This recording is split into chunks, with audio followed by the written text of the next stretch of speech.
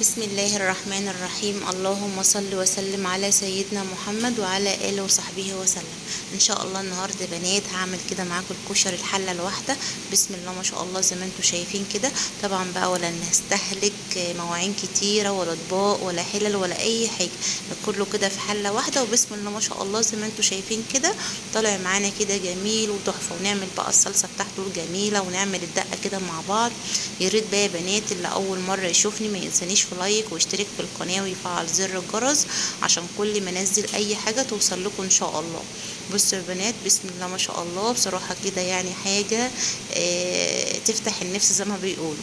يلا يا بنات نبدا بسم الله ونشوف الطريقه مع بعض.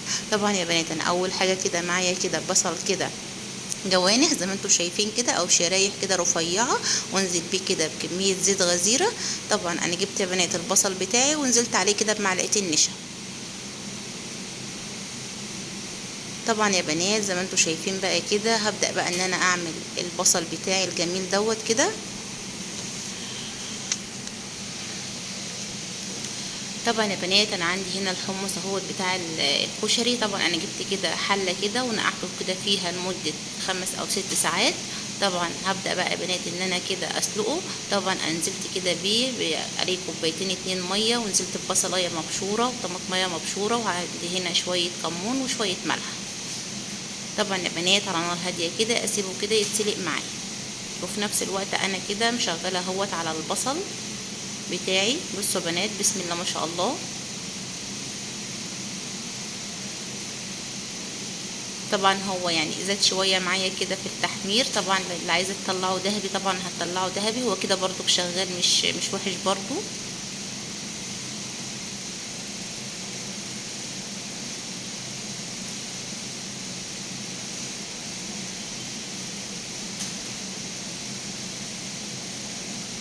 بصوا يا بنات بسم الله ما شاء الله البصل اهوت اتعمل اهوت معايا واتحمر اهوت خالص زي ما انتم شايفين كده. طبعا يا بنات هنطلع كده اللون الذهبي الجميل دوت. تاني حاجه كده يا بنات زي ما انتم شايفين كده انزل كده بشويه زيت كده صغيرين.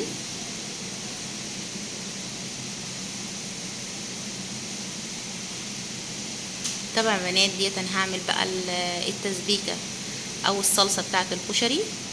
طبعا نزلت كده بشويه زيت وعليهم كده معلقه كبيره توم. خلاص يا بنات التوم اهوت احمر اهوت معايا.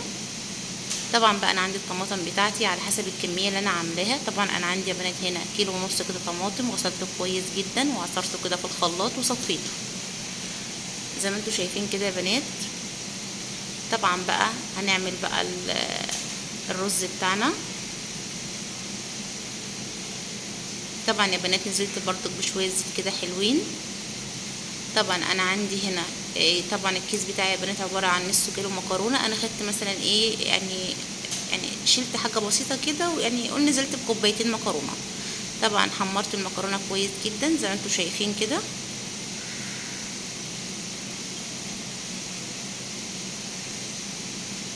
طبعا يا بنات برضو كوبايه شعريه برضو ابدا ان انا احمرها كده مع المكرونه بتاعتي. طبعا يا بنات انا جايبه مكرونه كده اللي هي الصغيره اصغر حاجه خالص.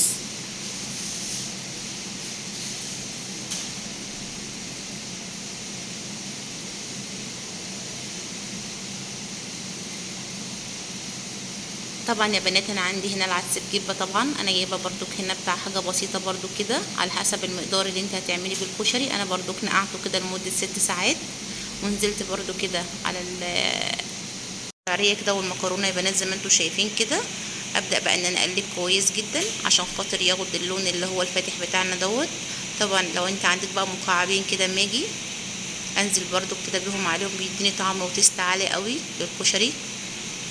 خلاص يا بنات انا شوحته كده كله كده مع بعضه زي ما انتم شايفين كده.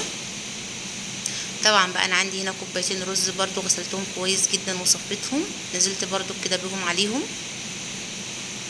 بصوا يا بنات ولا تحتاجي بقى ولا مواعين كتيره ولا حلل ولا اي حاجه، هو كله كده في حله واحده. بسم الله ما شاء الله زي ما انتم شايفين كده. طبعا بقى يا بنات انا عندي كده نص كيس برضو مكرونه اسباجيتي زي ما انتم شايفين كده. طبعا كسرتها كده نصفين زي ما انتم شايفين كده. هبدأ بقى ان انا اقلبهم كده ببعض. طبعا بقى يا بنات انا عندي هنا الملح بتاعي، عندي هنا ملح، وعندي هنا بهارات كشري، وعندي هنا رشة كمون. طبعا يا بنات انا عندي هنا ميه سخنه كده نزلت كده بيها عليها. طبعا انت عارفه بقى المقدار او الكميه اللي انت مستعملاها. طبعا يا بنات انا جبت كده مثلا كوبايه مكرونه، كوبايه شعريه، كوبايتين رز، نص كوبايه عدس بجبه. يعني انا عامله حاجه بسيطه كده يا بنات زي ما انتم شايفين كده، انا مش عامله كميه ولا حاجه. خلاص يا بنات طبعا زي ما انتم شايفين كده نزلت كده بالميه السخنه. طبعا بقى هتدوق الحدق بتاعك، الملح ده على حسب الرغبه بتاعتك انتي. طبعا يا بنات بقى اغطي عليها كده يا دوب تغلي معايا يا بنات واغطي عليها. بصوا يا بنات الحمص اهوت خلاص اهو اتسلق معايا. نعمل بقى الدقه الجميله كده بتاعت الكشري مع بعض بالميه بتاعت الحمص. طبعا هبدا كده ان انا اصفيها. طبعا بقى يا بنات انت عندك 3 4 ليمونات كده او حسب يعني كتري كده في الليمون. طبعا عندي اهوت خل، نزلت كده بمعلقتين 3 خل كده على الميه بتاعت الحمص، سلق الحمص. طبعا بقى الليمون كتري على قد ما تقدري. انا عندي هنا بنات بتاع 4 أو 5 ليمونات كده مقطعاهم كده. هبدا ان انا اعصرهم كلهم. طبعا برضو كان عندي هنا توم، وعندي هنا كمون، وعندي هنا ملح. يبقى يا بنات الميه بتاعت الدقه اللي انا بستعملها، بستعمل الميه اللي انا سلقه فيها الحمص. هبدا بقى ان انا احيقها يا بنات زي ما انتم شايفين كده. بسم الله ما شاء الله. طبعا انا عايزه اقول لكم ان الاكله دي ما خدتش مني وقت خالص. زي ما انتم شايفين كده بتاع 10 دقايق في المطبخ كنت مخلصه كل حاجه.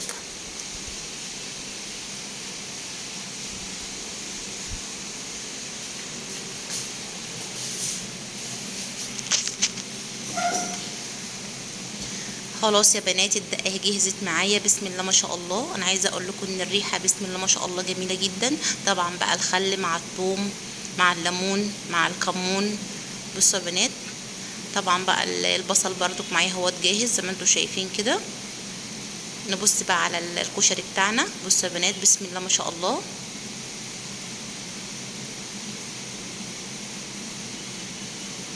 انا عايزه اقول لكم يا بنات ان الريحه بسم الله ما شاء الله جميله جدا جدا جدا. زي ما قلت لكم يا بنات ما خدتش مننا وقت كده خالص.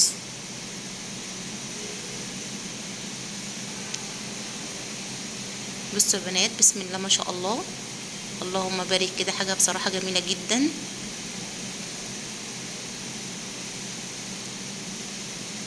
بصوا يا بنات بقى الحمص اهوت اللي هنزين بيه الطبق بتاعنا، والدقه اهي بصراحه جميله برضو.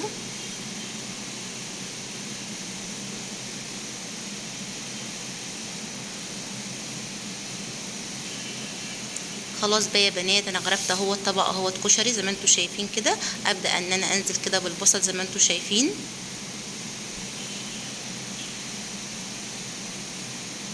الحمص برضو الجميل دوت بتاعي كده زي ما انتم شايفين برضو كده.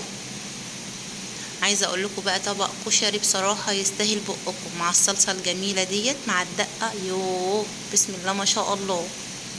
يا ريت بقى اللي اول مره يشوفني ما ينسانيش في لايك واشترك في القناه ويفعل زر الجرس عشان كل ما انزل اي حاجه توصل لكم ان شاء الله. واهم حاجه يا بنات ما تنسونيش في اللايك والكومنت الجميل اللي زيكم. وبالف هنا وشفا اللي شاف الطريقه وهيعمل زيها. بصوا يا بنات بسم الله ما شاء الله. انا عايزه اقول لكم ان طعمه بصراحه يجنن. انا يا بنات مسجله الفيديو دوت بعد ما كلنا الكشري بكام يوم. انا عايزه اقول لكم ان انا ريقي جاي بصراحه على الكشري. بصراحه اكله ما خدتش مننا وقت خالص، واكله كده متكامله وفي حله واحده، ولا استعملنا مواعين كتير ولا اي حاجه.